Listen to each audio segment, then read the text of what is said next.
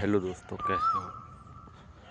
तो मैंने हाल ही में 1-2 दिन में एक चीज़ देखी जो कि मैं अपने इस डिजिटल डायरी में शेयर करना चाहता हूँ। वो ये है भाई कि जैसे कि खासकर हिंदू, बौद्ध, जैन, सनातन से निकली हुई जो पंथ या धर्म है, उस समाज की मैं बात कर रहा हूँ। उनके अंदर एक चलन है पिछले 40 सालों से या पिछले 20 सालों से बहुत ज़्यादा। वो क्या है, इन्हें कांग्रेस द्वारा ऐसा झूठ, ऐसा जहर पिलाया गया कि परिवार संयोजन नियोजन अपनाओ, 2 बच्चे से अधिक पैदा मत करो। उन्होंने इतनी अच्छी तरह से मान लिया जैसे अमृत पिलाने की बात कही जा रही हो भाई। और उसके नुकसान और इफेक्ट्स आज देखने को मिल रहे हैं। लाइव एग्जांपल्स बताऊंगा। 7 केस मैंने कल 6 तारीख को देखा था भाई। एक माँ बाप का अकेला बच्चा था, वो ख़त्म हो जाता है किसी बीमारी के कारण। अब वो माँ बाप किस पर आस करें, किसके लिए जिएं, किसके लिए कमाएं। उनकी तो ज़िंदगी ख़त्म, एक ही बच्चा था।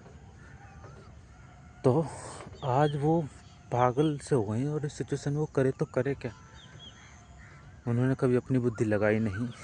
और यूँ नहीं गरीब है भाई, पहले गरीब होकर भी 10-10 12-12 बच्चे पाल लेते थे। और बच्चे सरकारी स्कूल में पढ़ के नौकरी लगते थे, बड़े होते थे, काम धंधे करते थे। ऐसा नहीं है कुछ नहीं कर पाते थे। और सामाजिक व्यवस्था सबसे अच्छी थी। पहले इतने रेप नहीं होते थे, पहले इतने मर्डर, लूटपाट ये सब नहीं होती थी। आत्महत्या, डिप्रेशन जैसी तो कोई चीज़ नहीं थी भाई। इतने संयुक्त परिवार हुआ करते थे, लोग होते थे कि किसी को टेंशन तो होती नहीं थी। सारे मिल बांट के खाए भी करते संयुक्त परिवार में। ये डिप्रेशन वगैरह या आज की समस्याओं के कारण भी एकल परिवार ही है। अब भाई उनका बच्चा चला गया, वो बेचारे करे तो करे क्या। उनने तो 2 बच्चों को वो अपना लिया, हम 2 हमारे 2। अब इसके नुकसान सिर्फ उनके लिए नहीं है, इसके नुकसान पूरे समाज, पूरे देश के लिए मैं गिनवा देता हूँ। राजनीतिक, आर्थिक, सामाजिक, पारिवारिक, हर तरह के नुकसान है इसके। खुद का व्यक्तिगत नुकसान तो हो गया, कोई बच्चा नहीं रहा, ज़िंदगी खराब। अब इसके बाद इसके सामाजिक नुकसान भाई, उनका मतलब परिवार टूट सा गया। और समाज में जो जिम्मेदारियाँ होती है उनको निभाने के लिए अब उनके पीछे जो जिम्मेदारियाँ बचती है, कोई नहीं बचा। उसके अलावा इसके आर्थिक नुकसान, उनकी जो धन संपत्ति उसको अब संभालने वाला आगे उत्तराधिकारी कोई नहीं बचा। और जैसे पहले कहावत थी कि जितने ज़्यादा सर होंगे उतना ज़्यादा सहारा होगा, उतनी ज़्यादा कमाई होगी। एक बंदा 100 रुपये कमाएगा तो 5 बच्चे होंगे 500 रुपये कमाएंगे। बिल्कुल ठीक था, आर्थिक स्थिति संभलती। और ये मान लो एक साइंटिस्ट बना, एक डॉक्टर बना, एक इंजीनियर बना, एक फौज में जाएगा, एक पहलवान बनेगा, समाज में भी सही होगा उस चीज़ का। मान लो एक बाहर जाकर कमा रहा है विदेश में, फॉरेन करेंसी आए अपने देश में, आर्थिक फ़ायदे हुए इस चीज़ के। ये तो हो गए आर्थिक फ़ायदे। उसके अलावा राजनीतिक भाई, लोकतंत्र ऐसी सड़ी हुई व्यवस्था है जिसमें अगर गधे 10 और शेर 1, 10 गधे नु क्या देंगे। जो अगला एक खड़ा है वो बेशक घोड़ा हो, उसने बता देंगे गधा है, तो भाई वो गधा ही माना जाएगा।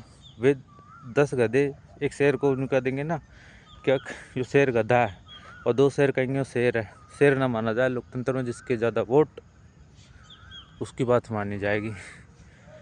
तो सोचो, एक समुदाय विशेष है, उसके 50% ज़्यादा जहाँ पर भी जनसंख्या हो गई, वहाँ से वहाँ के मूल निवासी, वहाँ के लोकल लोग थे, वो ख़त्म हो गए। तुम भी देख लो तुम्हारे भारत में क्या हाल होने वाला है जिस दिन उस मतलब आक्रामक हिंसक समाज के 50% ज़्यादा लोग हो गए। उन्हीं की सरकार बनेगी, उन्हीं के मुख्यमंत्री, प्रधानमंत्री। तुम कहाँ पर स्टंट कर रहे हो। ये कोठी बंगले गाड़ी सब धरे रह जाएंगे। 1-1 करोड़ की गाड़ी, फ़ोन, आईफोन कुछ भी ले रहे हो तुम, ठीक है भाई, धरे रह जाएंगे। और ना वो 2 हम 2 हमारे 2 सब चीज़ों को फॉलो करते हैं। बस तुम्हारे अंदर ये बीमारी है, सनातन और सनातन से निकले हुए पंथों, हम 2 हमारे 2 एक बच्चे की, और तुम अपना सब कुछ खोकर बैठ जाते हो। ये तो हो गए इसके राजनीतिक नुकसान, सामाजिक आर्थिक नुकसान। और दूसरा, तुमने एक और चीज़ खो दी। मान लो तुम्हारे 1 या 2 बच्चे, उन्हें कुछ नहीं होता है, तो अभी तुमने उनके आने वाले बच्चों से उनके रिश्ते छीन लिए। तुम्हारा एक लड़का है, अब ना तो उसका कोई चाचा होगा, ना उसका कोई ताऊ होगा, उसके बच्चों का। उसके बच्चों से उसके रिश्ते छीन लिए। मान लो छोरी है एक, उस छोरी की भाई कोई बहन ना है तो उसके बच्चों से तुमने मौसी छीन ली है, मौसी बुआ रिश्ते छीन लिए। तो ये जो हमारे दो परिवार नियोजन संयोजन, इसने हमारे हिंदू समाज का तोड़ दिया पूरी तरह। और भाई इसके मतलब इतने ज़्यादा नुकसान है ना, जिसकी मैं कुछ बता नहीं सकता। मैं सिर्फ फील कर पा रहा हूँ, जो आज लोगों के सामने आ रहे हैं, जो भुगत रहे हैं ना, वही समझ रहे हैं इन चीज़ों को। अब इसके साइंस की बदौलत है कि कुछ उपाय हैं, वो बता देता हूँ। वो है भाई आज की IVF तकनीक। IVF तकनीक ऐसी तकनीक है जिससे तुम बहुत हद तक 99.9% तक अपने बच्चे को अगर पैसे खर्च कर सकते हो तो पा सकते हो एक दूसरे रूप में, एक पुनर्जन्म के रूप में। और 7 केस मैंने 7वां कल देखा, उसमें से भाई 3 ने अपने बच्चे को IVF तकनीक से प्राप्त करा है।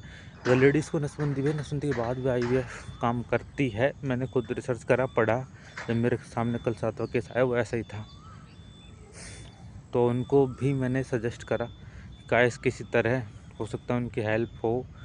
और सेलिब्रिटीज़ में देखूँ तो सिद्धू मूसे वाले भाई के जो छोटा भाई ने अभी जन्म लिया है, हाल ही कुछ टाइम, महीने 1 साल हुआ होगा लगभग, वो भी IVF तकनीक से। और उनकी एज तो 70+ है भाई लगभग। तो इस साइंस की उसका फ़ायदा उठाओ और अपने बच्चों को पुनः प्राप्त करने का प्रयास करो। और अब एक नहीं 2 बच्चों को प्राप्त करो, उन्हें शुरू से ही सनातनी संस्कार दो, क्योंकि यही वो नींव है जो आपके बुढ़ापे में आपका सहारा बनेगी। वीडियो वैसे कि लंबी हो गई है, पर बहुत काम की थी और मुझे बतानी ज़रूरी लगी, इसलिए मैं आज बता रहा हूँ। और इस पर अमल करना। आपका बहुत बहुत धन्यवाद।